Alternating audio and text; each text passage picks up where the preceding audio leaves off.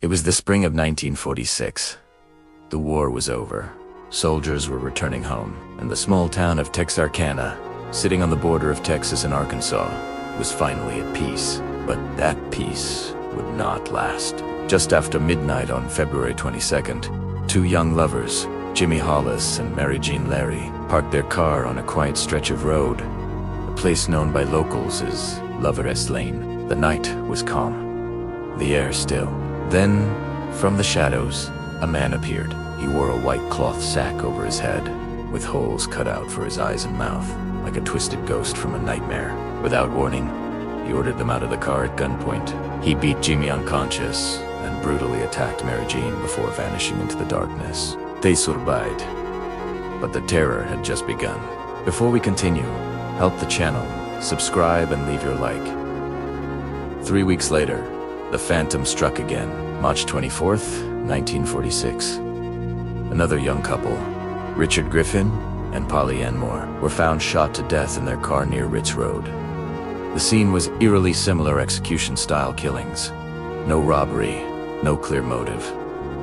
Texarkana began to panic. Rumors spread like wildfire. People locked their doors, bought guns, and refused to go out after dark. Reporters from across the country arrived, calling it the Phantom Killer case. Then, on April 13th, the killer struck once more. Paul Martin, 16, and Betty Jo Booker, 15, had gone to a high school dance. They never made it home. Paul's body was found the next morning by the roadside, shot 4 times. Betty Jo was discovered miles away in the woods, her saxophone missing. The town was now living in fear. The press dubbed him the Phantom of Texarkana. The police response was massive. Texas Rangers, local officers, even the FBI joined the hunt, but the killer always seemed one step ahead. Stores sold out of locks, weapons, and window bars. Residents boarded up their homes. Couples stopped visiting the back roads entirely. Texarkana had become a ghost town after sunset. Then, on May 3rd, the Phantom struck again. But this time, something changed. He targeted a farmhouse. Virgil and Katie Starks, a married couple, were at home listening to the radio. Virgil sat in his armchair near the window when 2 bullets shattered the glass, striking him in the head. Katie ran to call for help, but another shot tore through her face. Bleeding, half-blind, she managed to escape through the back door, screaming for neighbors. When police arrived, Virgil was dead and the Phantom was gone. This was the killer's boldest move yet. No remote lover's lane. No secluded spot. He had invaded a home. And yet, as suddenly as he began, the Phantom disappeared. In the following weeks, police received hundreds of tips, but none led anywhere. Several suspects were questioned. Drifters, ex-soldiers, even a man named Yawul Swinney, a petty criminal whose wife allegedly told police he was the killer, but she later recanted, and no physical evidence tied him to the crimes. Swinney went to prison for car theft, but never for murder. Decades passed, and theories multiplied. Some believed the Phantom was Swinney all along.